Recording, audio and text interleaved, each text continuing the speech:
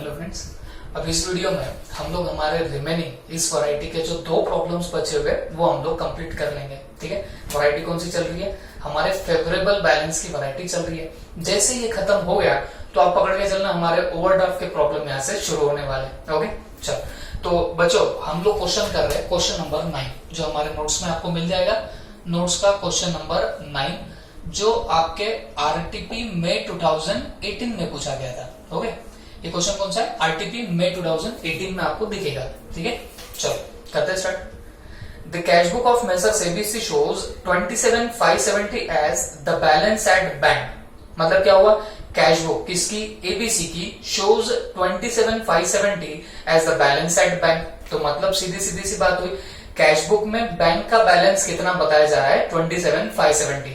तो ये हुआ आपका स्टार्टिंग पॉइंट, कैश बुक आपका फिर स्टार्टिंग पॉइंट बना। ओके, ऑन 31 मार्च 2017 इस पर्टिकुलर डेट को। But this doesn't agree with the balance as per bank statement. लेकिन ये मैच नहीं कर रहा है किसके साथ में? बैंक स्टेटमेंट के साथ में, माने आपके पासबुक के साथ में मैच नहीं कर रहा है। देखो एक चीज तो आपको पता है, जैसे हमको क्वेश्चन में स्टार्टिंग पॉइंट मिल गया, हम लोग एक ही काम करते हैं। कौन सा काम करेंगे? फटाफट एक बार हमारा पूरा एक फॉर्मेट यहाँ पे ड्रॉ कर लेंगे। अच्छा एक बात और बता दूं, इसमें बच्चों करीब करीब 9 एडजस्टमेंट्स है। ठीक है, तो सवाल ही नहीं उठता, ये जो फॉर्मेट बनेगा लंबा चौड़ा फॉर्मेट बनेगा। और ये पकड़ के चलो बच्चों, this is one of the tricky question. Tricky question है, अच्छी अच्छी एडजस्टमेंट आपको यहाँ पे देखने को मिल सकती है। ठीक है, तो चलो एक बार हम लोग फॉर्मेट ड्रॉ कर लेते हैं। देखो दो पार्ट्स में फॉर्मेट बनाना पड़ेगा। पहले लिख देते हैं बैंक रिकंसिलिएशन स्टेटमेंट, हेडिंग डाल देंगे बैंक रिकंसिलिएशन स्टेटमेंट। ठीक है, अच्छा डेट भी दी है, हाँ जी डेट भी दी है, एज ऑन 31 मार्च 2017। अब क्या है? अब बस अपना नॉर्मल फॉर्मेट घिसा पिटा जो हम लोग आज तक बनाते आए हैं वही बना लेंगे। Particulars rupees. ठीक है, ए फॉर क्या लिखेंगे? Balance as per cash book. बताओ कितना balance as per cash book है? तो 27,570। ठीक है, तो 27,570 है तुम्हारा balance as per cash book आया। अब कुछ चीजें यहाँ पे आपको भी पता है ऐड होने वाली है और कुछ चीजें लेस होंगी। ठीक है, तो हम ऐड के यहाँ पे डाल देते हैं और लेस के आइटम यहाँ पे डालेंगे। जैसे कि मैंने बताया ये प्रॉब्लम लंबा जाएगा, है ना, 9 एडजस्टमेंट्स है, तो फॉर्मेट डबल तो बनाना ही पड़ेगा। पर्टिकुलर्स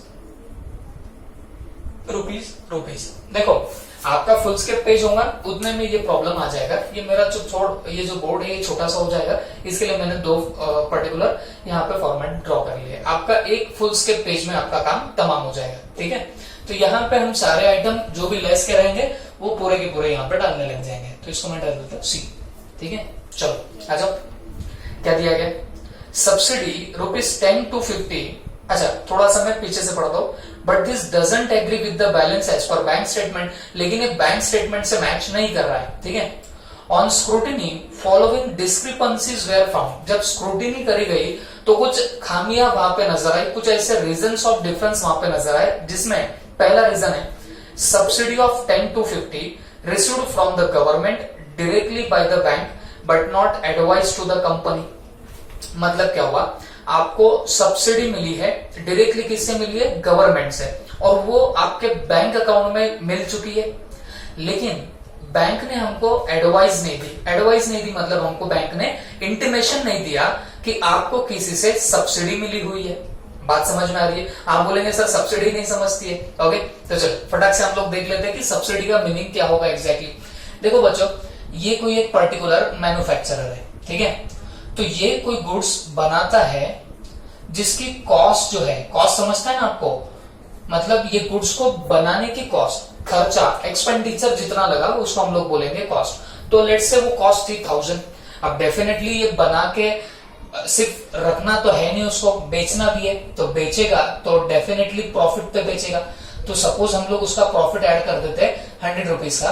तो बच्चों ये बंदे ने ये बेचना कितने में चाहिए? गुड्स 1100 में पब्लिक को बेचना चाहिए, क्योंकि उसको बनाने की कितनी कॉस्ट लग रही है? 1000, और उसका प्रॉफिट वो ऐड करेगा तो लोगों को कितने में बेचेगा? लेट्स से 1100 में बेचेगा। ठीक है, लेकिन कुछ गुड्स ऐसे होते हैं बच्चों जो हमारी नेसेसिटी होती है, और गवर्नमेंट इतने हाई प्राइसेस पे वो गुड्स बाहर पब्लिक में डिस्ट्रीब्यूट नहीं होने देती है। ठीक है, तो अब मान लीजिए ये वैसे गुड्स है जो नेसेसिटी के है, तो गवर्नमेंट इस मैन्युफैक्चरर को बोलती है मैन्युफैक्चरर तू क्या कर, ये जो गुड्स तू 1100 में बेच रहा है ये कस्टमर को 1100 नहीं 600 में बेच। कस्टमर को कितने में बेचना, 600 में बेच देना। ये गवर्नमेंट ने बोला, किसको बोला, मैन्युफैक्चरर को। तो मुझे एक बात बताओ, मैन्युफैक्चरर क्या करेगा, कुछ नहीं बच्चों, लॉक लगाएगा, पूरा धंधा बंदा बंद करके मशीन बेच के सन्यास ले लेगा। बात तो सीधी है। आप मेरे को बताओ, वो जब गुड्स बना रहा है उसकी कॉस्ट उसको 1000 लग रही है, ओके, मतलब गुड्स बनाने का खर्चा ही 1000 है, गवर्नमेंट बोलते नहीं 600 में तेरे को बेचना पड़ेगा, तो उसको भी क्या करना पड़ेगा, सारी मशीन बेचनी पड़ेगी, सीधी सी बात है। तो फिर होता क्या है, अब क्योंकि गवर्नमेंट ने बोला ना भाई कि 600 रुपए में तेरे को कस्टमर को बेचना पड़ेगा, तो बात ध्यान में लेना बच्चों, गवर्नमेंट क्या करती है, अब देखो वैसे तो ये कितने में बेचता था लोगों को, 1100 में, बट इसको गवर्नमेंट कितने में बेचने को बोल रही है, 600 में बेचने को बोल रही है। तो भाई इसका भी तो लॉस होना नहीं चाहिए ना। तो गवर्नमेंट क्या करती है बच्चों, गवर्नमेंट इस पर्टिकुलर बंदे को सब्सिडी दे देती है।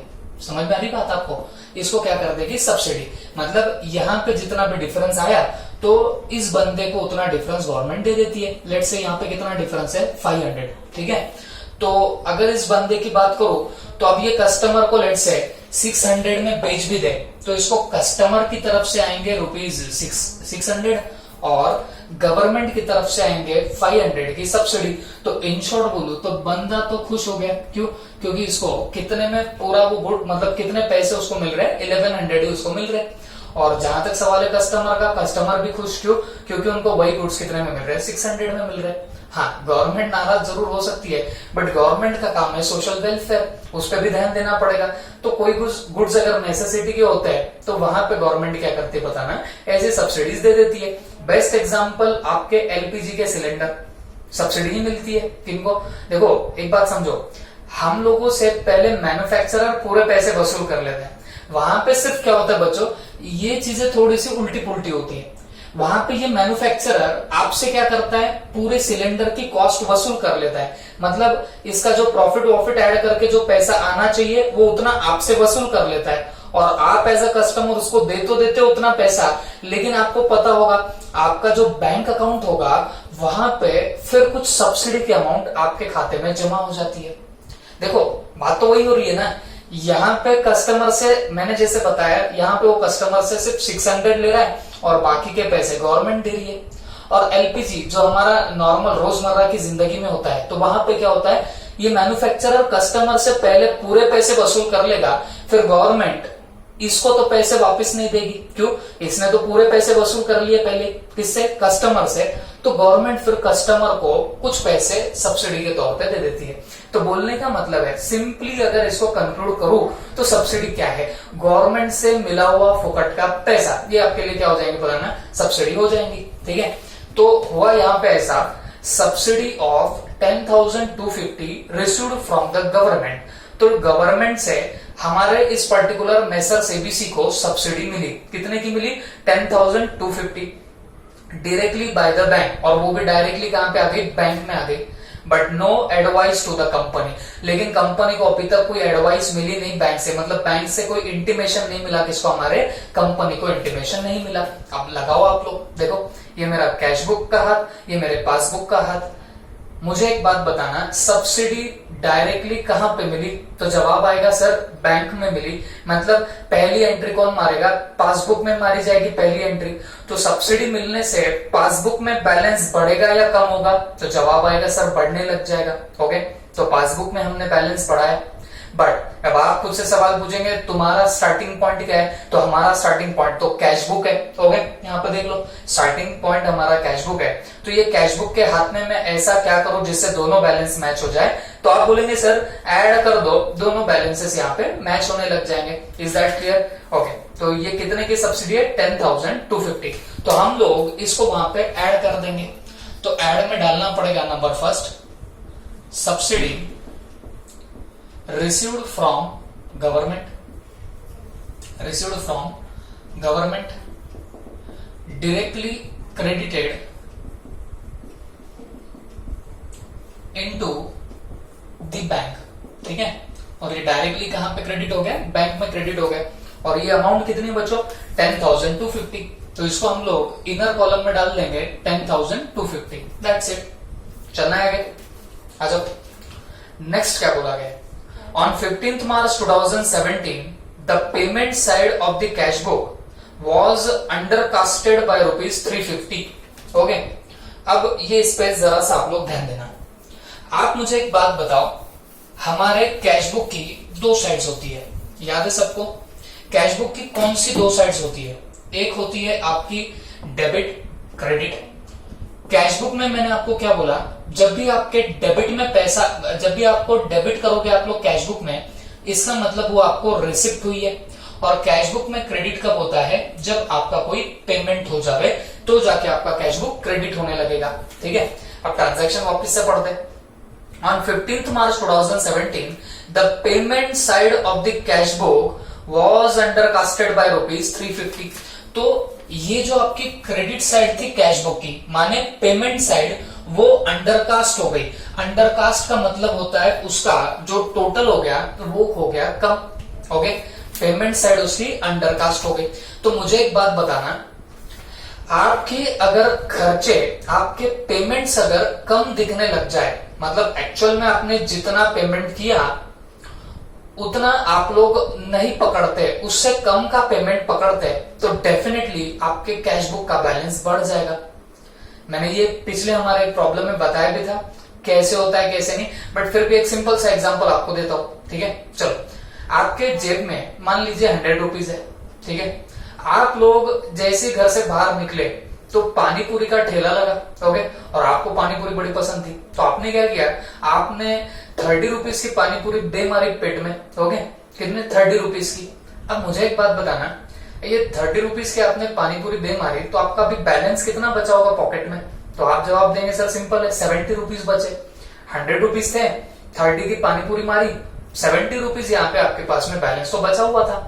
अब हुआ क्या, पानी पूरी में पानी तीखा था, आप थोड़ा सा आगे चले गए, आपने मान लीजिए आपने कोई 10 रुपीज का चॉकलेट परचेस कर लिया, किटकैट परचेस कर ली, लेट से आपने किटकैट भी खा ली, गटक लिया आपने। अब मेरे को एक बात बताना, 30 की पानी पूरी, 10 का किटकैट, 40 रुपीज तो चले गए, बैलेंस कितना बचा, 60 का आपका बैलेंस बचा हुआ है। समझ में आ रही है आपको बात? अब मुझे एक बात बताना, आपके पास में रिसिप्ट, या मैं बोलूंगा बैलेंस पहले से कितना था, 100 रुपीज का।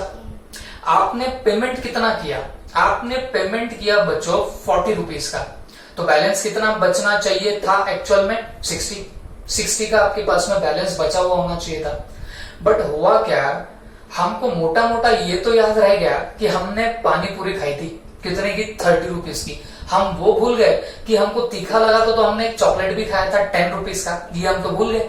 सबको ऐसा मान के चलिए आप लोग भूल गए।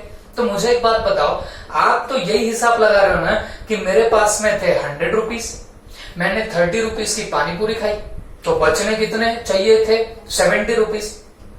यहां पे अगर आपको एक बात समझ में आ रही होगी, तो आपने क्या किया, आपका पेमेंट हुआ था 40 रुपीज का, 30 की पानी पूरी, 10 का चॉकलेट, पेमेंट हुआ था 40 का, बट आपने पेमेंट को कैलकुलेशन करते वक्त अंडरकास्ट कर दिया, आप वो 10 रुपए भूल गए, तो वो पेमेंट आपने कम कर दिया।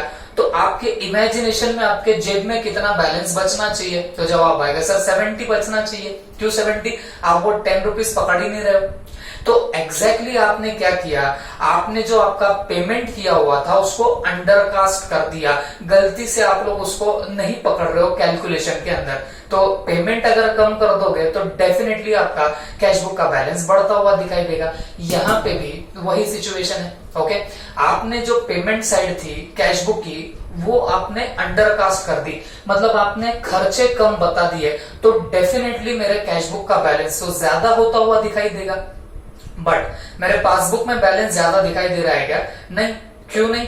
क्योंकि हमने तो गफले इधर करके रखे रे बच्चों, कहां पे कैश बुक में गफले करे, जितना पेमेंट किया था उससे कम पेमेंट बता रहे, तो ज्यादा मेरा बैलेंस सिर्फ कैश बुक में दिखेगा, पासबुक में ऐसी कोई गलती हुई ही नहीं। What is your starting point here? Cash book is my starting point. तो ये कैश बुक के हाथ में मैं ऐसा क्या करूं जिससे दोनों बैलेंस मैच हो जाए? आप बोलेंगे सर लेस कर दो, तो दोनों बैलेंस यहाँ पे मैच हो जाएंगे। I am repeating once again, देखो भाई आपके कैश बुक की पेमेंट साइड कास्ट शॉर्ट, मतलब वो अंडर कास्ट हो गई। तो जब पेमेंट माने खर्चे अगर कम हो गए तो कैश बुक में बैलेंस बढ़ा हुआ दिखाई दे रहा है, भले गलती से सही लेकिन बढ़ा हुआ तो दिखाई दे रहा है। पासबुक में कोई ऐसी गलती हुई है क्या? नहीं। What is your starting point? क्योंकि अब डिफरेंस खड़ा हो गया तो अब सवाल पूछना कि स्टार्टिंग पॉइंट क्या है, तो मेरा स्टार्टिंग पॉइंट तो कैश बुक है।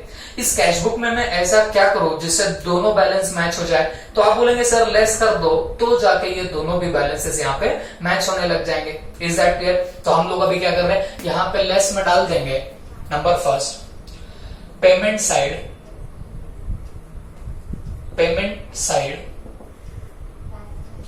Undercasted, payment side undercasted. और ये कितने से अंडरकास्ट हुई है बच्चों पेमेंट साइड? तो ये हुई है ₹350 से, तो हमने 350 रुपीज का में डाल दिए, लेस में डाल दिए। क्लियर हो गया? आगे on 20th March 2017 the debit balance of 2156 as on the previous day, मतलब 20th मार्च को क्या हुआ, डेबिट बैलेंस था 2156 का, as on previous day was brought forward, तो वो आगे ले जाया गया as credit balance in cash book. तो जो डेबिट बैलेंस था वो क्रेडिट बैलेंस बोल के बताया गया कहां पे? कैश बुक में। इसको अंडरलाइन कर देना। आप बोलेंगे सर ऐसी एक एडजस्टमेंट हमको आके गई है, डेफिनेटली एक ऐसी एडजस्टमेंट आई है, बट वहां पे पासबुक में घफले हुए थे। याद करो, वहां पे पासबुक में घफला हुआ था और यहाँ पे ये घफला आपके कैश बुक में हुआ है, तो थोड़ा सा आपको ध्यान में रखना पड़ेगा। मेरे को जहां तक याद आ रहा है उस प्रॉब्लम में क्रेडिट साइड ऑफ पासबुक या क्रेडिट बैलेंस था पासबुक में, वो आगे के पेज पे ले जाते वक्त वो डेबिट बैलेंस बन गया। ऐसी हमारी एक एडजस्टमेंट हुई है, बट ये एडजस्टमेंट क्या है, ये हमारे कैश बुक का लोचा है। कैश बुक में डेबिट बैलेंस था तो आगे ले जाते वक्त वो क्रेडिट बैलेंस हमने डाल दिया। ओके, अब ये प्रॉब्लम यहाँ पे जनरेट हो गई। अब सवाल ये आता कि इसका अब होने क्या वाला है, तो अब आप जरा सा ध्यान से यहाँ पे देखना कि यहाँ पे अब क्या प्रॉब्लम खड़ी होगी। देखो मेरी बात, देखो बच्चों ये कैश बुक है, तो कैश बुक में डेबिट बैलेंस का मतलब क्या हुआ? तो डेबिट बैलेंस का मतलब हुआ ये डेबिट साइड जो है ये आपकी ज्यादा है। किससे ज्यादा है? क्रेडिट साइड से। तो मान लीजिए यहाँ पे 1000 होगा और क्रेडिट में 800 होगा, तो यहाँ पे लेट से 200 का बैलेंस दिखाई दे रहा है। तो ये जो 200 का बैलेंस है इसको मैं बोलूंगा डेबिट बैलेंस। इसको मैं क्या बोलूंगा? Debit balance. और हमेशा याद रखना कैश बुक में डेबिट बैलेंस है, इसका मतलब आपके पास में पैसा अवेलेबल है। क्यों मैं ऐसे बोल रहा हूं? क्योंकि देखो यहाँ रिसिप्ट है 1000 रुपीज की, मतलब मेरे बैंक में पैसा जमा हुआ या बैंक में पैसा डिपॉजिट हुआ, ये कितना बता रहा है कि भाई 1000 रुपीज डिपॉजिट हुए। और क्रेडिट का मतलब है पेमेंट, तो कितना पेमेंट हुआ बता रहा है, बताना 800। आप बोलेंगे सर क्रेडिट बोले तो बैलेंस तो बढ़ता है। बच्चों वो पासबुक में क्रेडिट हुआ तो उसका मतलब होता है बैलेंस बढ़ा। हम किसकी बात कर रहे हैं? कैश बुक की। कैश बुक में दो साइड, एक होती है रिसिप्ट, एक होती है पेमेंट। रिसिप्ट हुई है कितनी? 1000, पेमेंट कितना हुआ है? 800, तो बैलेंस कितना बचा? 200। ये 200 होता है debit balance in cash book. तो याद रखना कैश बुक में जब भी डेबिट बैलेंस है इसका मतलब आपके बैंक में पैसा अवेलेबल है, इसका मतलब बैंक में क्रेडिट बैलेंस है। क्लियर हो गया? कैश बुक में डेबिट बैलेंस, इसका मतलब पासबुक में क्रेडिट बैलेंस है, मतलब वो फेवरेबल बैलेंस है, मतलब उतने पैसे हम लोग कभी भी बैंक से जाके विड्रॉ कर सकते हैं। ये उसका मीनिंग होता है आपके डेबिट बैलेंस का। अब प्रॉब्लम क्या हुई? प्रॉब्लम देखो, हमारा कैश बुक में मान लीजिए कोई पर्टिकुलर पेज होगा, ये पेज हमारा कंप्लीट होने आया था और आपको पता है जब पेज कंप्लीट होता है तब हम लोग यहाँ पे बैलेंसिंग करते हैं। तो लेट से यहाँ पे कुछ तो भी आपका बैलेंस आया होगा, जैसे वहां पे क्वेश्चन में भी दिया था कि हमारा बैलेंस कितना आया था 2156। तो लेट से ये कुछ तो भी फिगर होंगी, तो यहाँ पे डेबिट बैलेंस था 2156 का। ओके, तो ये कौन सा बैलेंस हो गया? Debit balance. लेकिन जब अगले पेज पे ले जाने की बात आई तो हमने उसको गलती से क्रेडिट बैलेंस कर दिया। देखो जब भी आप लोग क्लोजिंग करते हो तो क्लोजिंग करते वक्त अपोजिट साइड में बैलेंस आता है, मतलब आपका डेबिट बैलेंस होगा तो वो अपोजिट साइड में दिखेगा at the time of closing, ठीक है। लेकिन फिर आप इसको ब्रॉड फॉरवर्ड करते हो तो उसको इस साइड में लेके आते हो, मतलब ये डेबिट बैलेंस को प्रॉपर बराबर आप लोग डेबिट में ही डाल देते हो। तो एक्चुअल में आपका ऐसा कुछ होना चाहिए था, जब कैश बुक में यहाँ डेबिट बैलेंस 2156 निकला तो जब आप नेक्स्ट डे ये टोटल ब्रॉड फॉरवर्ड करोगे तो वो बराबर वो डेबिट में ही दिखनी चाहिए थी 2156, बट गलती से हमने क्या कर दिया, गलती से हमने डेबिट बैलेंस को मतलब जो यहाँ पे आना चाहिए था उसको क्रेडिट बैलेंस ट्रीट कर लिया, मतलब हमने यहाँ पे न डालते हुए उसको गलती से कैश बुक के क्रेडिट में ही डाल दिया और यहाँ पे वो 2156 दिखने लग गया। तो अब ये ओपनिंग में 2156 अगर क्रेडिट में दिखे इसका मतलब ये क्रेडिट बैलेंस इंडिकेट करने लग गया। बात समझ में आ रही है? तो इसका मतलब ये क्या दिखाने लग गया, आपका क्रेडिट बैलेंस इंडिकेट करने लग गया। तो यहाँ पे ये प्रॉब्लम खड़ी हो चुकी है। और इसको और सिंपल शब्दों में आपको बोलूं तो बच्चों सीधी सी बात, मेरे पास में 2156 रुपीज अवेलेबल थे, डेबिट बैलेंस से मतलब इतना पैसा मेरे पास में अवेलेबल होगा, लेकिन मैं उसको क्रेडिट बैलेंस बता रहा हूं। कैश बुक में क्रेडिट बैलेंस का मतलब होता है ओवरड्राफ्ट। ये मैंने एक लेक्चर में आपको बताया भी था, वो बेसिक कॉन्सेप्ट वाला लेक्चर नंबर 2, उसमें मैंने ये चीज आपको बताई हुई थी कि जब भी आपके कैश बुक में क्रेडिट बैलेंस आता है इसका मतलब वो ओवरड्राफ्ट हो जाएगा, और ओवरड्राफ्ट का मतलब होता है लोन। बात समझ में आ गई? तो कहा मेरे पास में 2156 की अमाउंट दिखनी चाहिए थी, इतना पैसा मेरे पास में अवेलेबल था, तो मैंने क्या कर दिया, ये डेबिट बैलेंस बेचारे को क्रेडिट बैलेंस बना डाला। ये डेबिट बैलेंस को मैंने क्या बना डाला, क्रेडिट बैलेंस बना दिया। तो ये जहां पैसा मेरे पास में अवेलेबल था तो मैंने गलती से उसको एज एन ओवरड्राफ्ट बता दिया। क्रेडिट बैलेंस करना मतलब ओवरड्राफ्ट बताने जैसा ही हो गया। तो अब मुझे एक बात बताना, आपको नहीं लगता ये प्लस की फिगर थी तो ओवरड्राफ्ट माने लोन, तो ये तो नेगेटिव फिगर हो गई 2156, ओके। तो आपको नहीं लगता आपने घपला जो है वो 2156 का नहीं किया, वो आपने 2156 का नहीं किया बल्कि 2156 मल्टीप्लाई बाय 2 का घपला किया। कैसे? क्योंकि ये डेबिट बैलेंस था, मतलब इतना आपको पॉजिटिव 2156 दिखने चाहिए थे, आपने तो नेगेटिव बता दिए, मतलब 2156 से ये पहले हुआ 0, फिर 0 से हुआ ये माइनस। बात समझ में आ रही है आपको? तो इन शॉर्ट सीधे आपका क्या हो गया बताना, डबल का वहां पे फर्क दिखने लग गया, ओके। तो अब मेरे को एक बात बताओ, इससे इंपैक्ट आपका क्या होने वाला है? तो मान लीजिए मेरी कैश बुक है, ये मेरी पासबुक है, कैश बुक में ये सारे घपले हुए, ओके।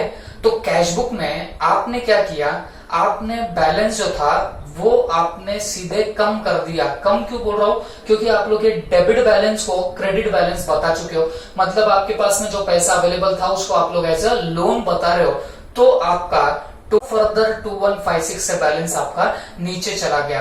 तो बच्चों सीधी सी बात है, अगर आपने 2156 नीचे फिर वापस से 2156 नीचे आपने डाल दिया, तो अब आपको क्या करना पड़ेगा, 2156 प्लस 2156 से कैश बुक में ऐड करना पड़ेगा। क्यों? क्योंकि स्टार्टिंग पॉइंट हमारा क्या है, कैश बुक है, ओके। मैं वापस से आपको बताता हूं हुआ क्या है।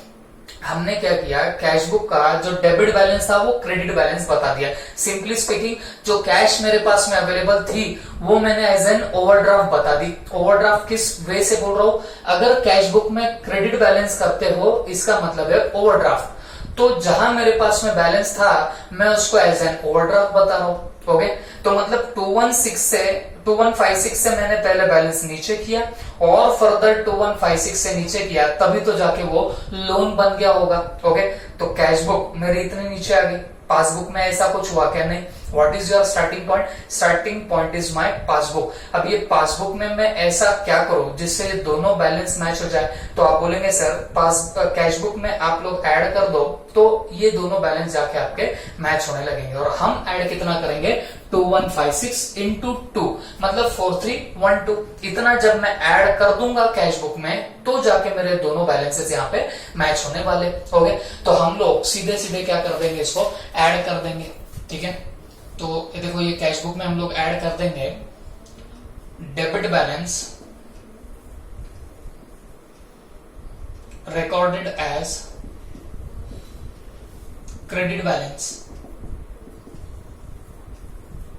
ओके अब ये यहां पे लगा तो आप लोग लिख सकते हो 2156 प्लस 2156. ओके तो ये आएगा 4312. तो इतने से आपने क्या कर देना है, ऐड कर देना है, तो जाके ये आपका मैच हो जाएगा. ओके तो लगा तो मैं वापस एक बार बताऊं, थोड़ी सी टेढ़ी एडजस्टमेंट है इसलिए मैं थर्ड टाइम वापस से बता रहा हूं आपको, तो प्लीज ध्यान से सुनना. देखो भाई, अगर आपके कैश बुक में डेबिट बैलेंस था, वो गलती से क्रेडिट बैलेंस दिख जाए, ये यहां पे आना चाहिए था तो गलती से आपने यहां पे डाल दिया, तो इससे क्या हो जाएगा. अब आप भी देखो ना, आपने उसको पेमेंट में डाल दिया, तो पेमेंट में डालने से तो कैश बुक धड़ाम से नीचे गिर गई.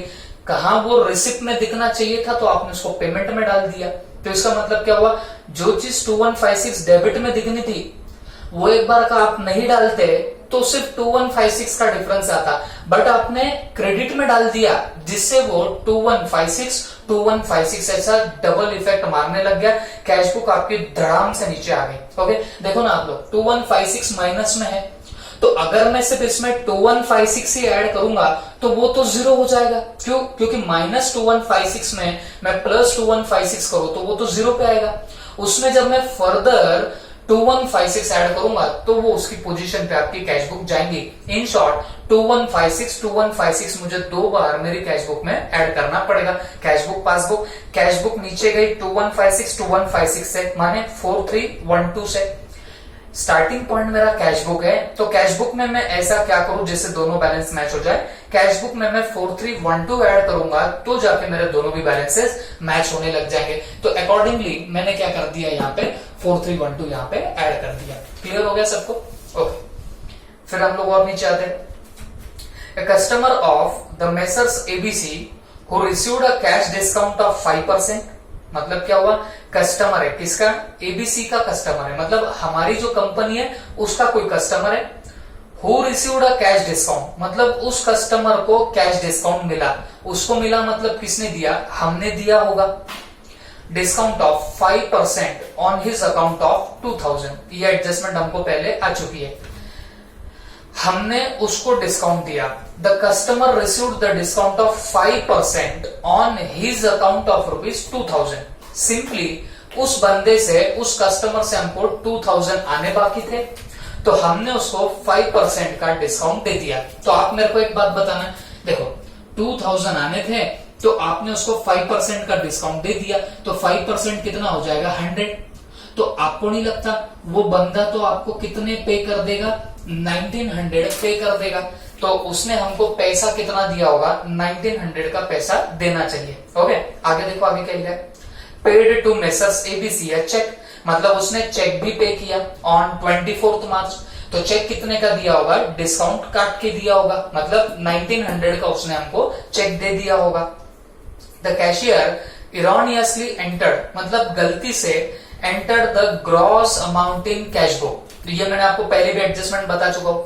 ग्रॉस अमाउंट उसने एंटर करी, मतलब उसने डिस्काउंट डिडक्ट करके अमाउंट एंटर नहीं करी कैश बुक में, बल्कि उसने 2000 की फिगर डाल दी. अब मुझे एक बात बताओ, वो जो चेक मिला वो तो कितने का मिला, 1900 का चेक मिला. और हमारे कैशियर ने क्या कर दिया, हमारे कैशियर ने सीधे सीधे 2000 पे एंट्री मार दी, ग्रॉस अमाउंट पे एंट्री मार दी.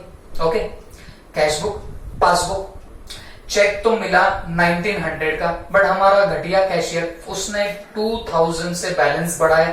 ओके अब वो चेक डिपॉजिट किया होगा बैंक में और वो क्लियर भी हुआ होगा. अब बोलेंगे सर आपको ख्वाब गिरता है क्लियर हो गया, तो बच्चों वहां पे आगे पीछे कुछ नहीं लिखा है कि क्लियर हुआ कि नहीं हुआ. जब कुछ नहीं लिखा तो यही मानना पड़ेगा कि वो पासबुक में भी क्लियर हो चुका है. ठीक है, तो देखो कैश बुक में तो 2000 से बैलेंस हमारे कैशियर ने बढ़ाया, बट चेक कितने का था, 1900 का था.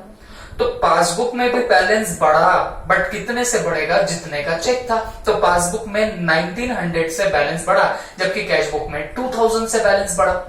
अब मुझे एक बात बताओ, तुम्हारा स्टार्टिंग पॉइंट क्या है, मेरा स्टार्टिंग पॉइंट तो कैश बुक है. ये कैश बुक में मैं ऐसा क्या करूं जिससे दोनों बैलेंस मैच हो जाए, तो कैश बुक में लेस करूंगा तो दोनों बैलेंस मैच होंगे. बट मुझे जवाब देना, लेस कितना करोगे, 1900 करोगे, 2000 करोगे या 100 करोगे. तो आप जवाब देंगे सर आपको 100 ही लेस करना पड़ेगा. क्यों लेस करना पड़ेगा 100, वापिस से बताता हूं. जब आपके कैशबुक में हमारे कैशियर ने एंट्री मारी तो उसने चेक रिसीव्ड कितने का बता दिया, गलती से 2000 का बताया, तो बैलेंस कितने से बढ़ा, 2000 से बढ़ा। अब चेक जब आपने बैंक में डिपॉजिट किया होगा तो बैंक में भी डेफिनेटली बैलेंस बढ़ा, बट कितने से बैलेंस बढ़ा, 1900 से, 1900 से बैलेंस बढ़ा। क्यों, चेक तो 1900 का था। अब दोनों में डिफरेंस खड़ा हो गया, लेकिन ये डिफरेंस कितने का है, 100 रुपीज का है। तो स्टार्टिंग पॉइंट तुम्हारा क्या है, कैशबुक। तो कैशबुक में ऐसा क्या करूं जिससे दोनों बैलेंस मैच हो जाए, लेस कर दूंगा तो दोनों बैलेंस मैच होंगे। बट कितना लेस करेंगे, 100 रुपीज यहाँ पे लेस करने पड़ेंगे। तो हम लोग यहाँ पे लिख देते, चलो फटाफट लिख देंगे।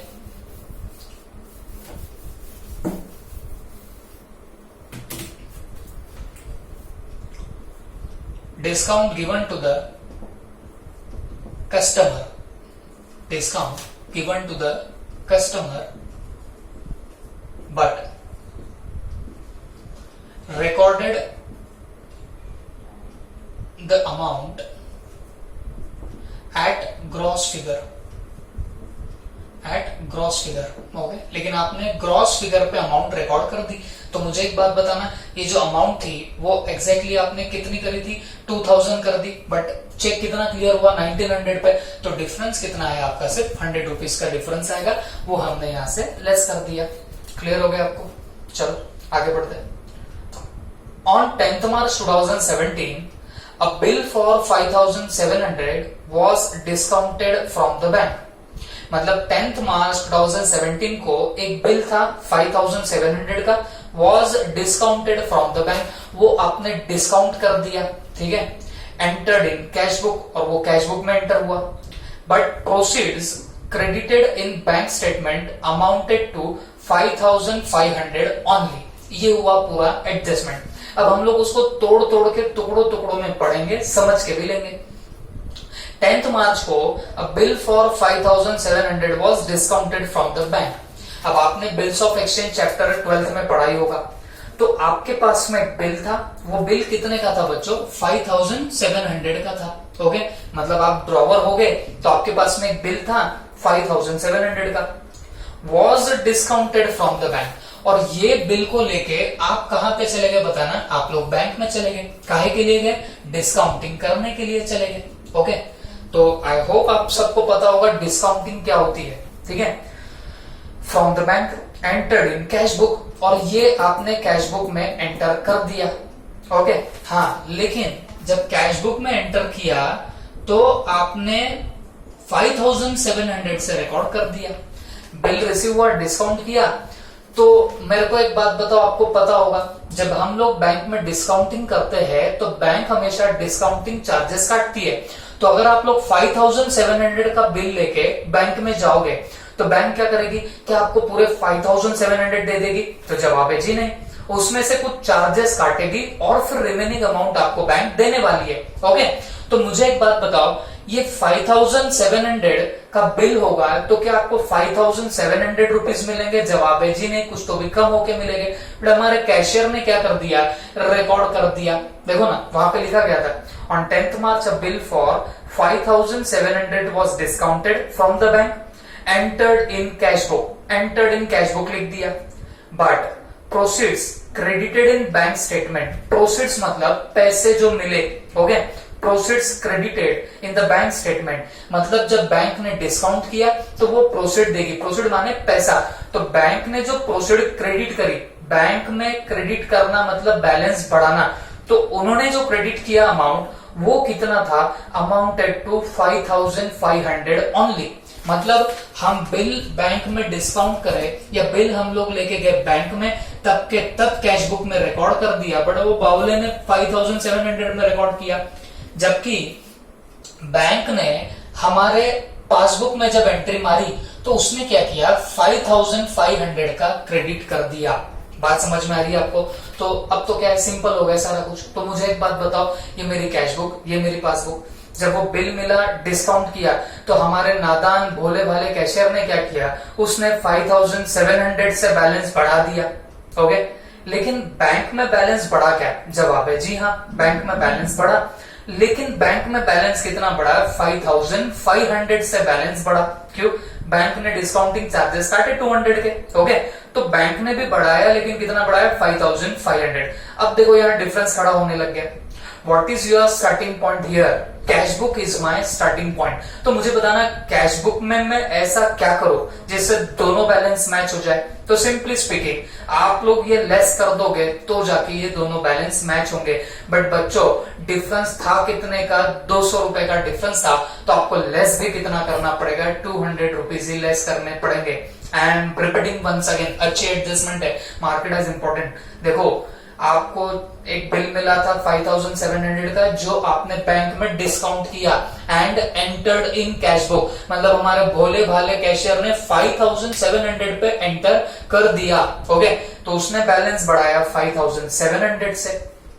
बट पासबुक में हुआ क्या? बैंक तो बैंक चार्जेस, या मैं बोलूंगा डिस्काउंटिंग चार्जेस काट देगी। कितना चार्जेस काटेगी? 200 रुपीज काट के बैंक ने बची हुई प्रोसीड क्रेडिट कर दी।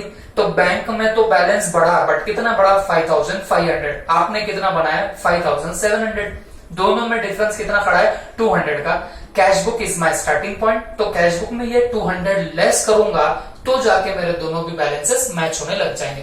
तो हम पासबुक में डालेंगे 3rd नंबर पे, बिल डिस्काउंटेड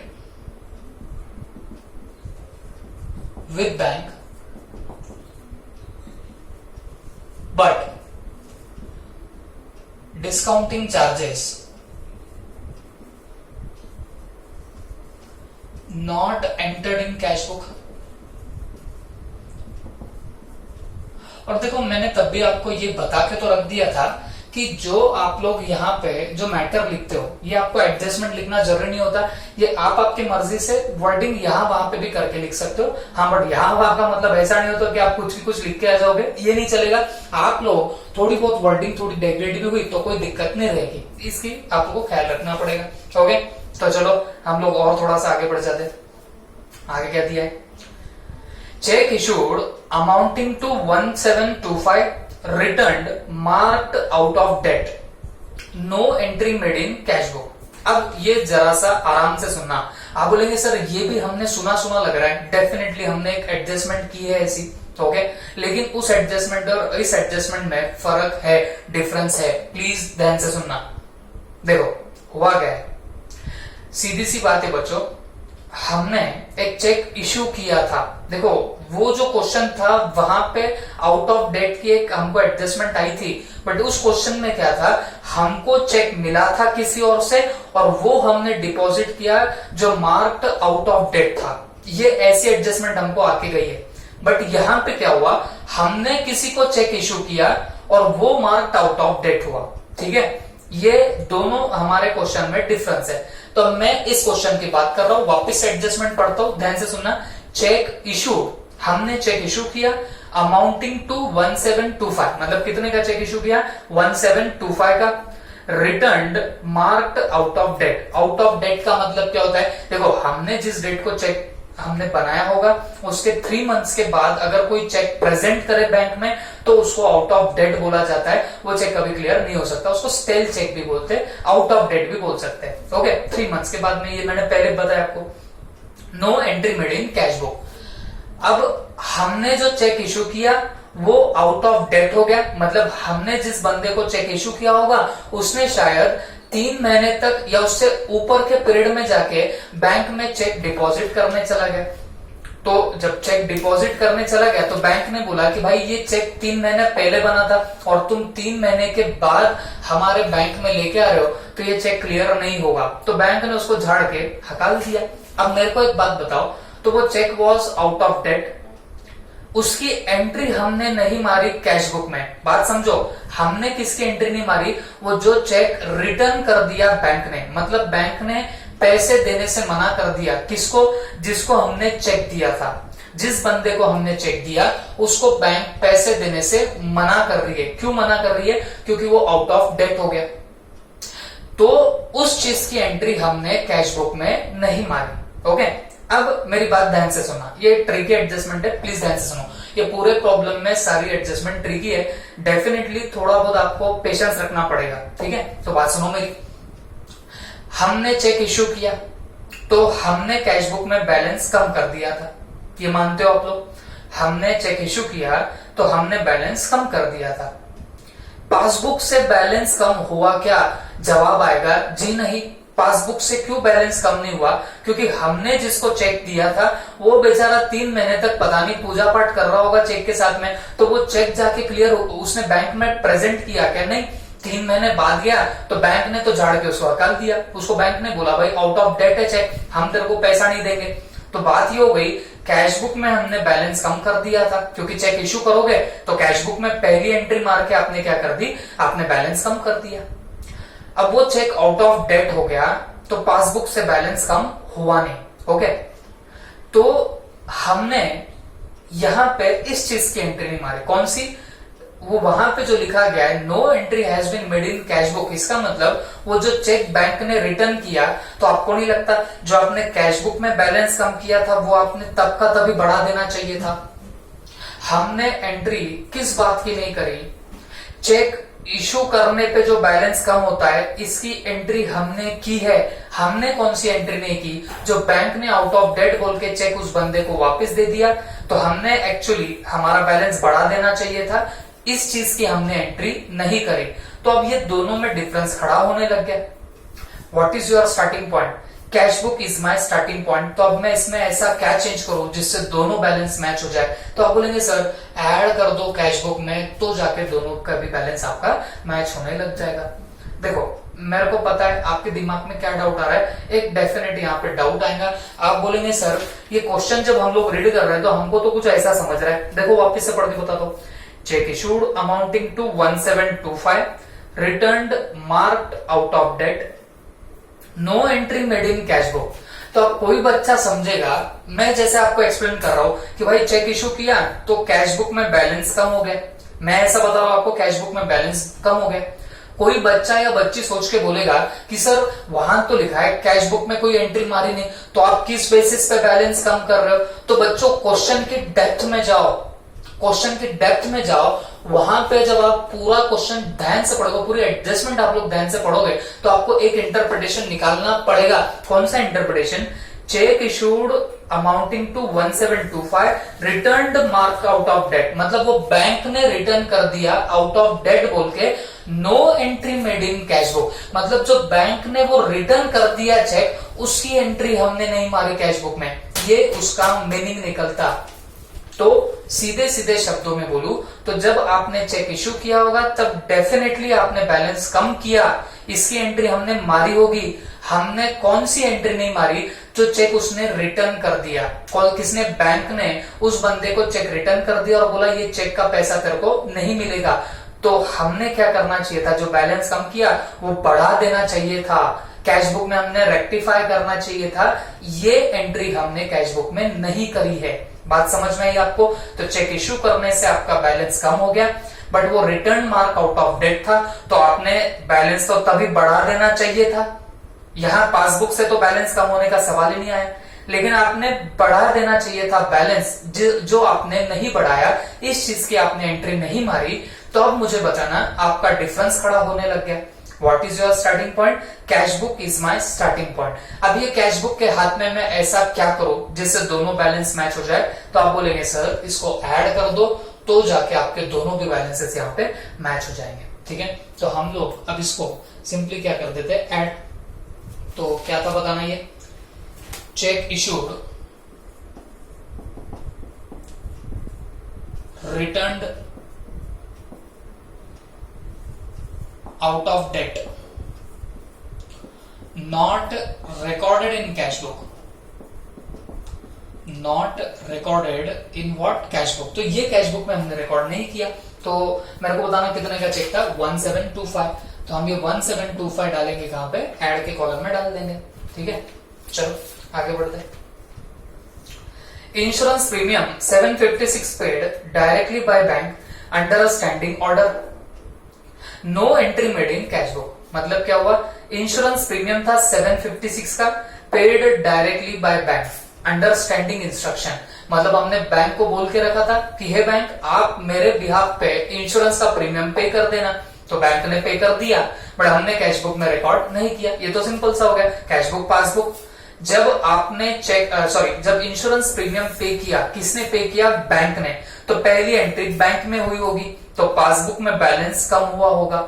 कैश बुक में कम हुआ क्या? नहीं, क्योंकि हमको पता ही नहीं था। What is your starting point? Cash book is my starting point. तो कैश बुक के हाथ में ऐसा क्या करो जिससे दोनों बैलेंस मैच हो जाए? तो लेस करूंगा तो दोनों बैलेंस मेरे मैच हो जाएंगे। ठीक है, तो इसको सीधे सीधे हम लोग क्या करते हैं, लेस में डाल देते हैं। Insurance premium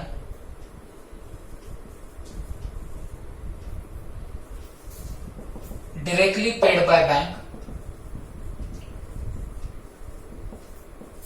directly paid by bank. Okay, तो मुझे बताना ये कितने का इंश्योरेंस था? ये 756 का।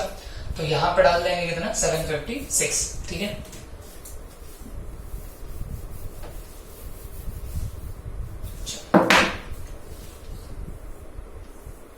थोड़ा सा और आगे चले जाते हैं। A bill receivable for 1530 discounted for 1500। Okay, अब इसका मतलब क्या था? एक बिल रिसीवेबल था, मतलब एक बिल के आपको पैसे आने बाकी थे, कितने? 1500 के, और आपने उसको क्या कर दिया? आपने उसको डिस्काउंट कर दिया। और डिस्काउंट भी कितने पे किया? तो बच्चों सीधी सीधी सी बात, आपने उसको 1500 पे डिस्काउंट कर दिया। मतलब बिल था आपका 1530 का, और आपने उसको डिस्काउंट कर दिया 1500 के ऊपर। ओके, तो मुझे एक बात बताना, आगे क्या? ऑन 38 मार्च 2017, और ये बिल जाके क्या हो गया? डिसऑनर। ओके, तो मुझे एक बात बताना, हमारे पास में लेट से ये बिल था, ये बिल कितने का था? 1530 का बिल था। मैंने बैंक में ये बिल डिस्काउंट किया, तो बैंक ने मुझे बदले में 1530 के बिल के बदले में मुझे बैंक ने 1500 रुपए दे दी। ओके, अब ये बिल किसके पास में पड़ा होगा? बैंक के पास में पड़ा होगा। अब बैंक क्या करती है? बैंक ड्यू डेट में गई होंगी आपके ड्रॉवी के पास में। ड्रॉवी को कितने पैसे मांगे होंगे? 1530। ओके, ड्रॉवी ने पैसे नहीं दिए, ड्रॉवी ने डिसऑनर कर दिया बिल। अब मुझे एक बात बताओ, बैंक क्या करेगी? बैंक घाटा सहेगी? आपको नहीं लगता? बैंक ने मुझे 1500 क्यों दिए थे? क्योंकि मैंने बैंक को 1530 का बिल दिया था, और बैंक को पता था कि कल चल के ये बिल ड्रॉवी के सामने प्रेजेंट करे तो ड्रॉवी शायद कितने पैसे दे देगा? 1530 दे देगा, तो बैंक का वहां पे 30 रुपीज का प्रॉफिट हो जाएगा। ये समझ के बैंक ने बिल रखा था। बट ड्यू डेट पे क्या हुआ? ड्यू डेट पे ड्रॉवी ने बिल को डिसऑनर कर दिया। तो मुझे एक बात बताओ, क्या बैंक जिसने आपको 1500 रुपीज दे दिए, तो क्या बैंक वो लॉस बियर करेगी? जवाब है जी नहीं। बैंक सीधे सीधे आपके अकाउंट में से ये 1530 रुपीज निकाल लेगी, 1530 अमाउंट आपका निकाल लेगी बैंक। ये सीधी सी बात है। ओके, आप बोलेंगे सर बैंक ने तो हमको 1500 ही दिए थे। बच्चों, बैंक आपको नहीं लगता कमीशन भी लेगी? ओके, तो सवाल ही नहीं उठता। बैंक आपसे कितना वसूल करने वाली? पूरे 1530 आपसे वसूल करने वाली है। ओके, तो but advice was received on 1 अप्रैल। तो बैंक ने तो हमारे पैसे काट दिए। कितने काटे? डिसऑनर के बाद में 1530 हमारी अमाउंट काट दी बैंक ने। ओके, लेकिन इसकी एडवाइस कब दी? 1 अप्रैल को। मतलब हम जिस डेट को बीआरएस बना रहे उसके अगले दिन हमको एडवाइस दे दी। तो आपको नहीं लगता ये मेरी कैश बुक, पासबुक, तो जब बैंक डिसऑनर हो जाता है बैंक के पास में बिल, तो बैंक ने मेरा बैलेंस सीधे कम कर दिया होगा। कितने से कम कर दिया होगा? 1530 से बैलेंस कम कर दिया होगा। ठीक है, लेकिन क्या कैश बुक में कम हुआ क्या? नहीं। क्यों नहीं हुआ? क्योंकि मेरे को पता ही नहीं था कि मेरा बिल डिसऑनर हो गया। मेरे को बैंक ने कब बताया? 1 अप्रैल को। बट उससे 31 मार्च को तो डिफरेंस अराइज हो चुका है। ओके, तो पासबुक में बैलेंस कम दिख रहा है, कैश बुक में बैलेंस कम तो हुआ ही नहीं है। What is your starting point? Cash book is my starting point. तो ये कैश बुक में मैं ऐसा क्या करूं जिससे दोनों बैलेंस मैच हो जाए? आपका जवाब आएगा सर कैश बुक में से लेस कर दो तो दोनों बैलेंसेस मैच होंगे। बट कितना लेस करना पड़ेगा? 1530 लेस करना पड़ेगा। ओके, क्यों 1530 लेस करना पड़ेगा? तो reason is very simple, bank जब आपको देगी डिस्काउंटिंग के वक्त तो 1500 जरूर देगी, लेकिन कल चल के डिसऑनर हुआ तो पूरा बिल का अमाउंट बैंक आपसे वसूल करती है। तो बैंक ने वसूल तो कर लिए, बैंक ने 1530 रुपए तो काट दिए, हमने काटे क्या? नहीं, हमको पता ही नहीं था। स्टार्टिंग पॉइंट कैश बुक, तो कैश बुक में मैं ऐसा क्या करूं जिससे दोनों बैलेंस मैच हो जाए, लेस करूंगा तो जाके मेरे दोनों भी बैलेंसेस मैच हो जाएंगे। तो अकॉर्डिंगली मैं यहां से लेस कर दूंगा, bill discounted got dishonoured, okay. तो मेरे को बताना है कि कितने का था, 1530 का बिल था, तो यहां पे हम लोग उसको लेस में डाल देंगे। फिर last, bank recorded a cash deposit of 1550 as 1505। वापिस से पढ़ता हूं, bank recorded a cash deposit, मतलब बैंक ने रिकॉर्ड किया क्या? कैश डिपॉजिट, मतलब हमने कोई कैश डिपॉजिट करी होगी और बैंक ने रिकॉर्ड कर दिया। तो bank recorded a cash deposit of ₹1550। अब एक बात बताना, हमने डिपॉजिट कितना किया? हमने डिपॉजिट किया 1550, हमने डिपॉजिट कितना किया? 1550 एज 1505, लेकिन बैंक ने उसको गलती से रिकॉर्ड कितने पे कर लिया? 1505 पे रिकॉर्ड कर लिया। ये भी एडजस्टमेंट पहले हमको आ चुकी है, बट वहां पे उल्टा हुआ था, हमने डाला कम था, बैंक ने ज्यादा पे रिकॉर्ड कर दिया। इस बार उल्टा हो गया, इस बार हमने डाला ज्यादा है, हमने डाला कितना? 1550, और बैंक ने कितने पे रिकॉर्ड कर दिया? 1505 पे रिकॉर्ड कर दिया। ओके, कैश बुक, पासबुक, मुझे बताओ आप डिपॉजिट कितना कर रहे हो एक्चुअल में? 1550, तो आपका कैश बुक में बैलेंस तो आपने बढ़ाया होगा कितना? 1550 से, लेकिन पासबुक में भी बैलेंस बढ़ा, लेकिन वहां पे कितने से बढ़ा बच्चों? 1505 से बढ़ा। तो आपको नहीं लगता डिफरेंस खड़ा हो गया? कहा हमने 1550 रुपए बैंक में डिपॉजिट किए और कहा बैंक ने रिकॉर्ड किया 1505 पे। तो आप मेरे को बताना डिफरेंस तो खड़ा हुआ है, बट डिफरेंस कितने का है? 45 रुपीज का डिफरेंस है। Now what is your starting point? Cash book is my starting point. अब ये कैश बुक में मैं ऐसा क्या करूं जिससे दोनों बैलेंस मैच हो जाए? तो मैं इसको लेस करूंगा तो जाके मेरे दोनों भी बैलेंसेस यहाँ पे मैच हो जाएंगे। बट लेस कितने से करना पड़ेगा बच्चों? 45 रुपीज से यहाँ पे लेस करना पड़ेगा। तो चलो हम लोग यहाँ पे डाल देंगे cash deposit wrongly recorded in bank.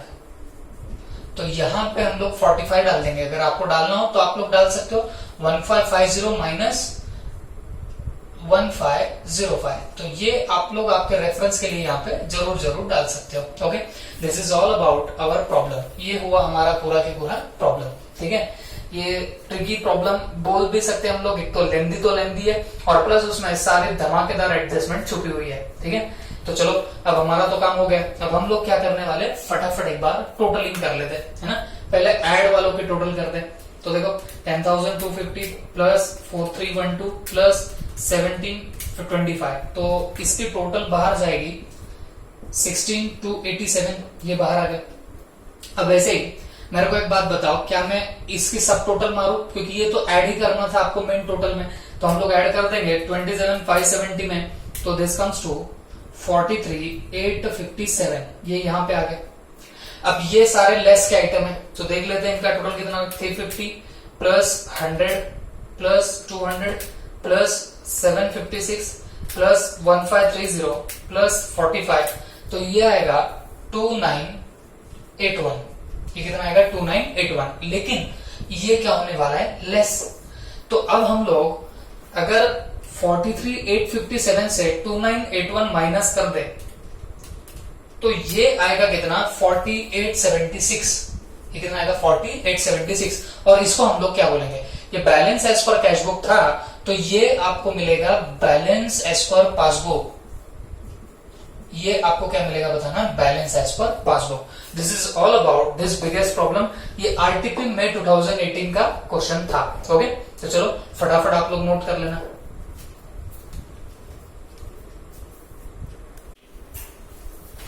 चलो बच्चों, अब हम लोग हमारा एक लास्ट प्रॉब्लम देख रहे हैं, दैट इज नोट्स में हमारा ये क्वेश्चन आपको मिलेगा 7 नंबर पे। ओके चलो, और ये क्वेश्चन आपके मॉड्यूल का ही है। मॉड्यूल में अगर आप लोग देख रहे होंगे तो ये आपको एक्सरसाइज में फर्स्ट नंबर का प्रॉब्लम मिल जाएगा। ठीक है, चलो देखते हैं क्या प्रॉब्लम है। ये वैसे तो प्रॉब्लम सिंपल है, बस इसमें एक छोटी सी कॉन्सेप्ट आपको नहीं सीखनी है, मैं वो at the end of problem आपको समझा दूंगा। ठीक है, चलो। On 31st December 17, the cash book of a firm showed a balance of 60,000 and that is also debit balance. तो सिंपली स्पीकिंग ये कैश बुक का आपको डेबिट बैलेंस दिया है, माने फेवरेबल बैलेंस दिया हुआ है, कितना 60,000। तो बच्चों हमको हमारा स्टार्टिंग पॉइंट मिल गया, तो हम फटाफट लिख लेते बैंक रिकंसिलिएशन स्टेटमेंट। ओके, और ये भी किस डेट का है बताना, इसमें डेट हमको दी है 31 दिसंबर 17। तो 31 दिसंबर 17 को हम लोग ये बना रहे एज ऑन 31 दिसंबर 17। अब चलो अपना फॉर्मेट बना लो, ये बना मेरा फॉर्मेट, कोई खास बात नहीं। पर्टिकुलर्स रुपीज, यहां पे ए फॉर क्या लिखेंगे, balance as per cash book, balance as per cash book. ठीक है, तो कितना बैलेंस यहां पे दिया गया है 60,000, तो मैं इसको डाल देता हूं सीधे सीधे आउटर कॉलम में। बी में यहाँ पे कुछ आइटम्स आएंगे ऐड के, और यहाँ सी में कुछ आइटम्स हमारे आने हैं लेस के। ठीक है, इतने पे अपने काम हो जाएगा। चलो देखते हैं। अब सबसे पहला आइटम ऑफ डिफरेंसेस हम लोग देखने जा रहे हैं। फर्स्ट आपको दिया है cheque had been issued for 15 lakh, out of which checks worth ₹4 lakh only were presented for payment।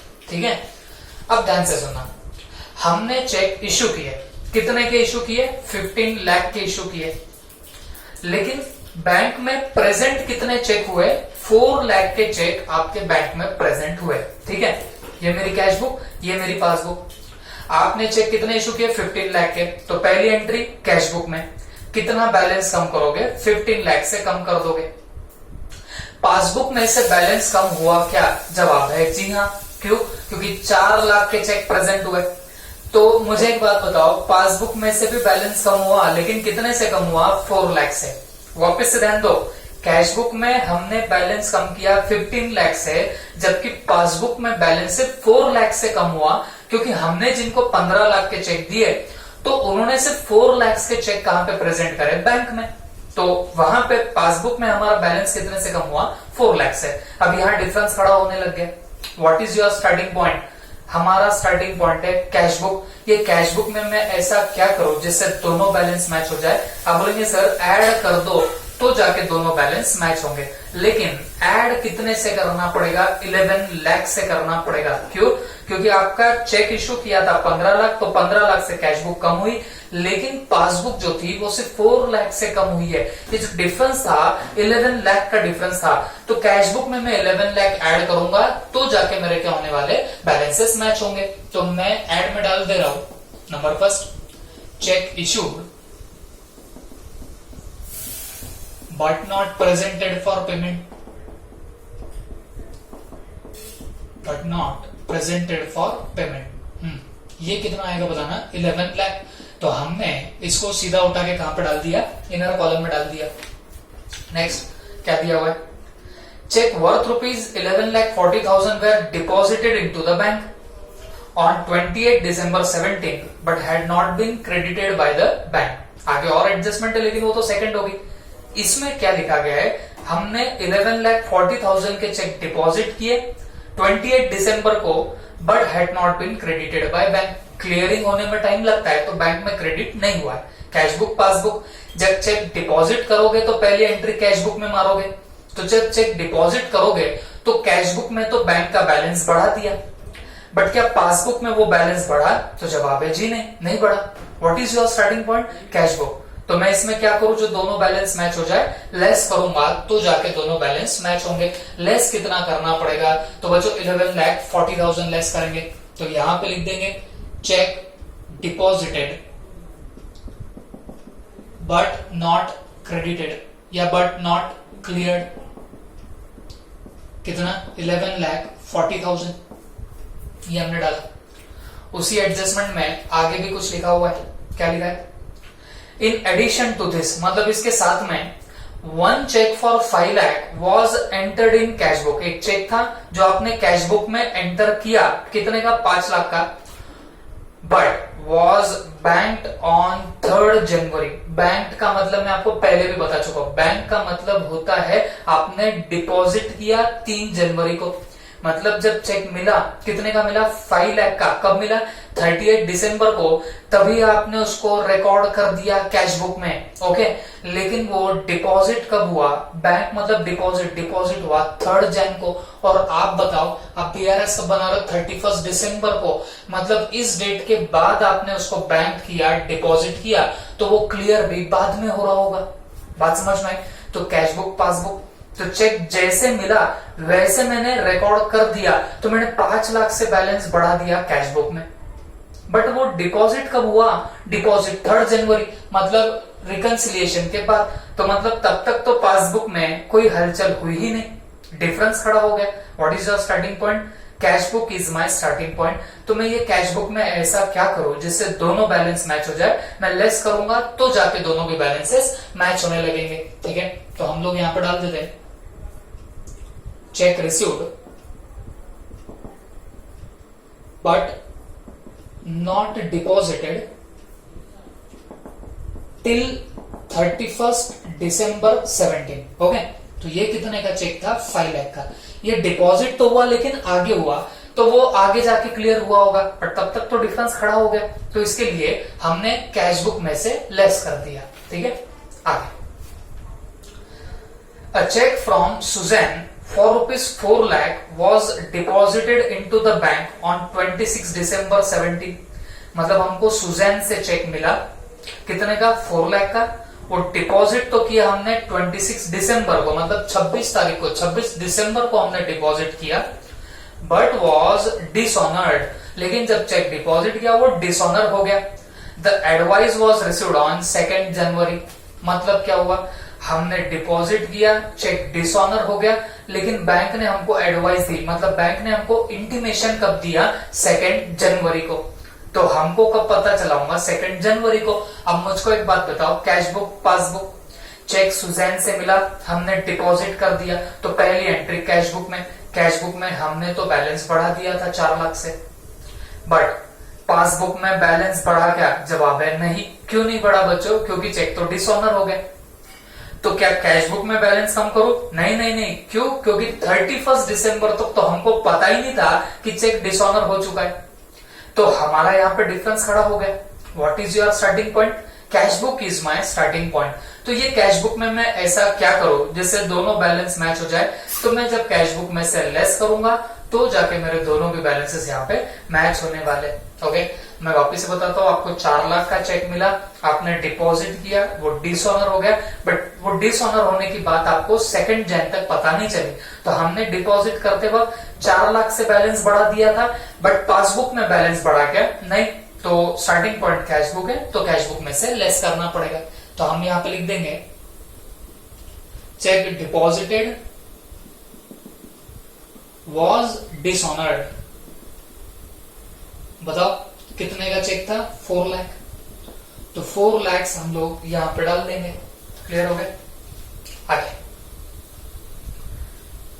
Passbook showed bank charges of 2000 debited by bank. अब हुआ ऐसे कि पासबुक ने बताया कि भाई बैंक चार्जेस डेबिट कर दिए थे बैंक ने, और बैंक जब भी डेबिट करती है मतलब हमारा बैलेंस कम करती है, तो पासबुक में हमारा बैलेंस कम हो गया 2000 से, कैश बुक से हुआ क्या, नहीं। What is your starting point, cash book is my starting point. तो कैश बुक में मैं ऐसा क्या करूं जिससे दोनों बैलेंस मैच हो जाए, मैं लेस करूंगा तो जाके मेरे दोनों के बैलेंसेस मैच होने लग जाएंगे। तो अब हम लोग यहाँ पे इसको लेस में डाल देंगे, bank charges debited by bank. बताओ कितने के बैंक चार्जेस है, ये बैंक चार्जेस थे 2000 के, ओके। आगे क्या लिखा गया, one of the debtor deposited a sum of 5 lakh in the bank account of the firm on 28 December 17, मतलब एक डेटर था, उसने डिपॉजिट किया हमारे बैंक में कितना 5 लाख। कब डिपॉजिट किया? 28 दिसंबर को। But the intimation in this respect was received from the bank on 2 जनवरी 2018। मतलब हमारा एक डेटर था, मतलब जिससे हमको पैसे आने बाकी थे, उसने पैसे डायरेक्टली बैंक में डिपॉजिट कर दिए और बैंक ने हमको कब बताया? 2 जनवरी को। मतलब ये रिकंसिलिएशन की डेट के बाद बताया। तो आप बताना, कैश बुक पासबुक, उसने डायरेक्टली अगर बैंक में डिपॉजिट किया पैसा तो पासबुक में पहली एंट्री हुई होगी और पासबुक में बैलेंस बढ़ा। कैश बुक में बढ़ा क्या? नहीं। क्यों नहीं बढ़ा? हमको तो पता ही नहीं था। तो what is your starting point? Cash book is my starting point. क्या करना पड़ेगा? ऐड करना पड़ेगा। तो हम यहां पे लिखेंगे amount directly deposited by the customer. तो कस्टमर ने डायरेक्ट डिपॉजिट कर दिया। अब ये कितने का डिपॉजिट किया बच्चों? उसने 5 लाख रुपीस का डिपॉजिट डायरेक्टली कर दिया था। तो 5 लाख हम लोग यहां पे डाल देंगे। ठीक है, आगे अब नीचे लिखा गया है a bank passbook showed credit balance of 3,82,000। अब सुनो, ये क्रेडिट बैलेंस उसको दिखेगा जो मॉड्यूल रेफर कर रहे हैं। मॉड्यूल में इसलिए लिखा हुआ है bank passbook showed credit balance of 3,82,000। Okay, हमारे नोट्स में अगर तुम लोग देख रहे हो तो हमारे नोट्स में आपको एक करेक्शन मिलेगा छोटा सा, bank passbook showed debit balance of 3,82,000। हमारे नोट्स में डेबिट बैलेंस लिखा हुआ है, मॉड्यूल में क्रेडिट बैलेंस लिखा हुआ है। आप बोलेंगे सर ये क्या मगजमारी है, क्यों चेंज कर दिया आपने? तो बच्चों अब भी आपको समझ में आएगा, वहां पे बैलेंस तो 3,82,000 का दिया हुआ है।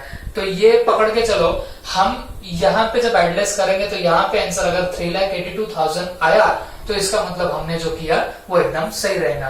तो आप बोलेंगे सर ये डेबिट क्रेडिट कुछ नहीं समझा, जस्ट वेट करो मेरा आंसर आने का। ठीक है, तो चलो बाकी सारी एडजस्टमेंट हो गई। अब हम लोग फटाफट टोटलिंग का काम कर लेते हैं। ठीक है, तो मुझे एक बात बताओ, ये देखो 11 लाख प्लस 5 लाख, तो ये कितना हो गया? 16 लाख। ये मैंने बाहर डाल दिया 16 लाख।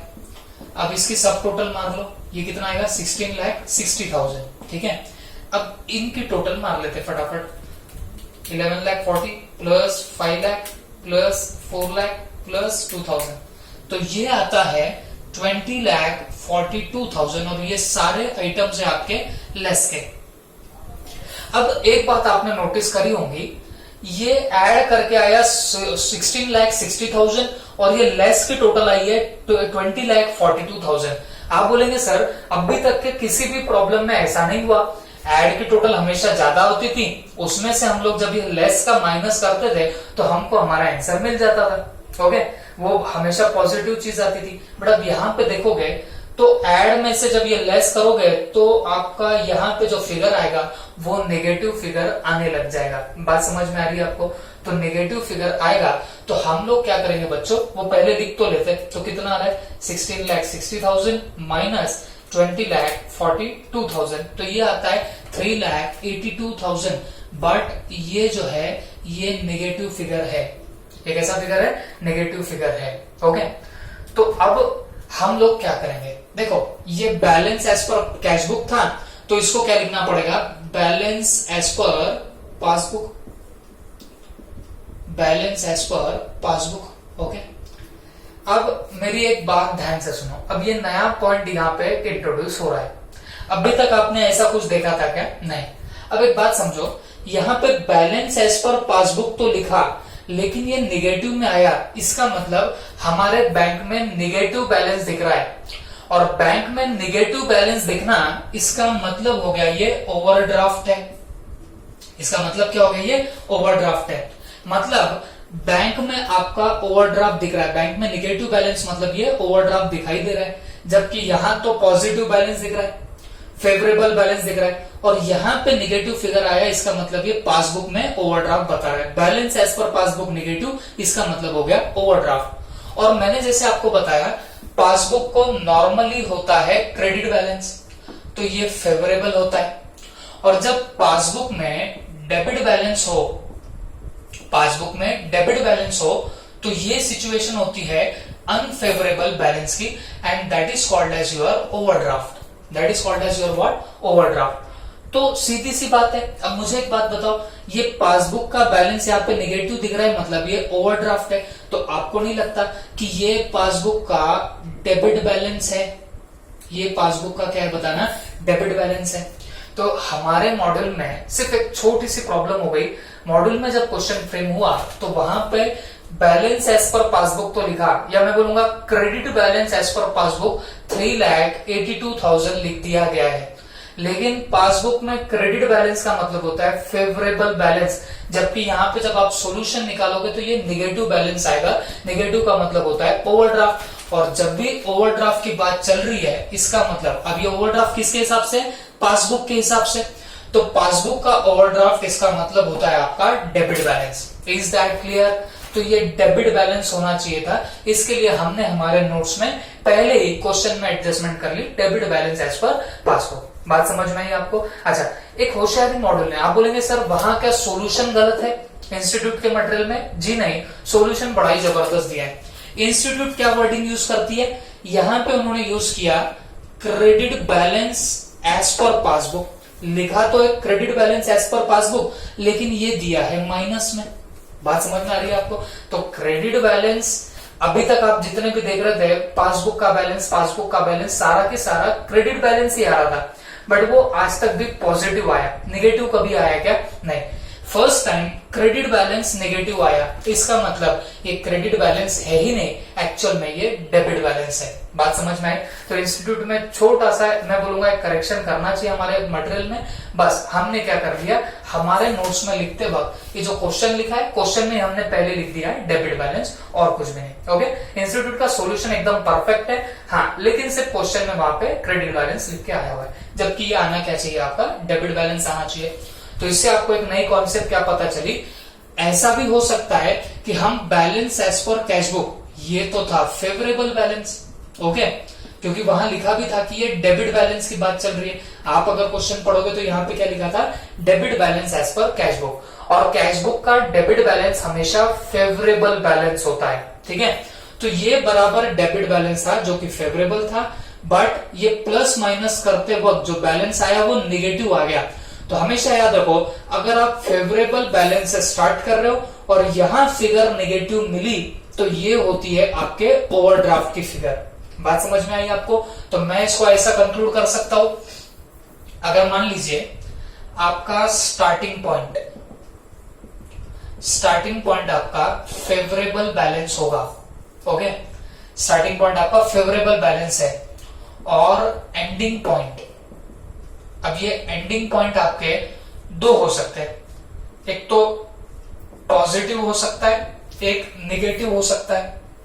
तो अगर आपका एंडिंग पॉइंट भी पॉजिटिव आया तो ये भी फेवरेबल बैलेंस रहेगा, और अगर एंडिंग पॉइंट आपका निगेटिव चलेगा तो ये आपका अनफेवरेबल बैलेंस बनेगा, माने ये आपका ओवरड्राफ्ट बनने लग जाएगा। इस बात को हमेशा आप लोग याद रखना। फेवरेबल बैलेंस से स्टार्ट कर रहे हो, मतलब अब फेवरेबल कब कब हो सकता है, अगर मैं कैश बुक की बात करूं तो डेबिट बैलेंस फेवरेबल होगा, अगर मैं पासबुक की बात करूं तो क्रेडिट बैलेंस फेवरेबल होगा। ओके, फेवरेबल बैलेंस मैंने आपको फर्स्ट वीडियो, मेरे ख्याल से सेकंड लेक्चर में मैंने आपको बताया भी था कि कैश बुक का फेवरेबल बैलेंस कौन सा होता है, पासबुक का फेवरेबल बैलेंस कौन सा होता है। आई होप आपको वो रिकॉल होगा, तो ज्यादा ये जो कॉन्सेप्ट बता रहा हूं ये आपको समझ में आएगा। तो याद रखो, अगर स्टार्टिंग पॉइंट फेवरेबल बैलेंस है, ओके, और फेवरेबल कब कब होगा, कैश बुक की बात कर रहे हो तो डेबिट बैलेंस फेवरेबल होता है, और पासबुक की बात करें तो क्रेडिट बैलेंस फेवरेबल होता है। स्टार्टिंग पॉइंट अगर फेवरेबल बैलेंस है और एंडिंग पॉइंट में पॉजिटिव फिगर मिले, जैसे हमको आज तक के सब क्वेश्चन में पॉजिटिव फिगर मिली एंडिंग में, तो वो आपका भी फेवरेबल बैलेंस होगा। तो मतलब अगर स्टार्टिंग पॉइंट कैश बुक का फेवरेबल बैलेंस है तो एंडिंग पॉइंट आपको पासबुक का फेवरेबल बैलेंस मिलेगा। वहां पे पासबुक का फेवरेबल बैलेंस है तो यहाँ पे एंडिंग पॉइंट कैश बुक का फेवरेबल बैलेंस मिलेगा। बट ये फेवरेबल कब, जब स्टार्ट किया फेवरेबल से, यहाँ पे आंसर पॉजिटिव आया तो ऊपर भी फेवरेबल नीचे भी फेवरेबल।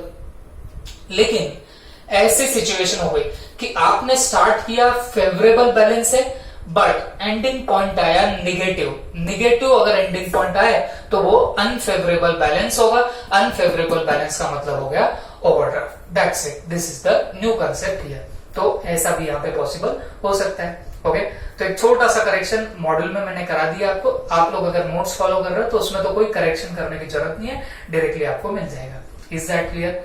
तो in this way we have completed with our first variety, that is favourable balance के क्वेश्चन। जितने भी हमारे नॉर्मल क्वेश्चन थे फेवरेबल बैलेंस के, आरटीपीस के, पास्ट एग्जाम में तो खैर एक ही बार आया हुआ है। फिर मॉड्यूल्स में जितने क्वेश्चन थे हमने सारे के सारे कर लिए। ओके, अब इसके बाद हम लोग आगे बढ़ेंगे ओवरड्राफ्ट के प्रॉब्लम से। ओके, अच्छा, लेकिन ओवरड्राफ्ट के प्रॉब्लम पे जाने से पहले मैं आपको एक बात बता दूं, हम लोग एक दिन के बाद, मतलब आप पकड़ के चलना 8 मई को we are conducting a test. Okay, तो 8 मई को आपको टेस्ट मिलेगी। ये टेस्ट काय पे रहेगी बच्चों, जो भी आपके फेवरेबल बैलेंस के क्वेश्चंस है इस पे आपको टेस्ट मिल जाएगी 8 मई को। Is that clear? तो आई होप आप लोग ये सारे वीडियोस देख लोगे, कवर कर लोगे। और बच्चों जैसे मैंने आपको पहले भी बताया, ये चैप्टर आप पकड़ के चलो 10 मार्क का है, बहुत ज्यादा वैल्यूएबल चैप्टर रहेगा आपके लिए। तो आप फटाफट इसकी रिवीजन कर लो, सारे लेक्चर्स कंप्लीट कर लो, और आई विल सजेस्ट दैट एक बार आप लोग रफ में सारे प्रॉब्लम सॉल्व करो। कुछ डाउट्स निकल के आ रहे डेफिनेटली आप लोग पूछ लेना। Okay, thank you.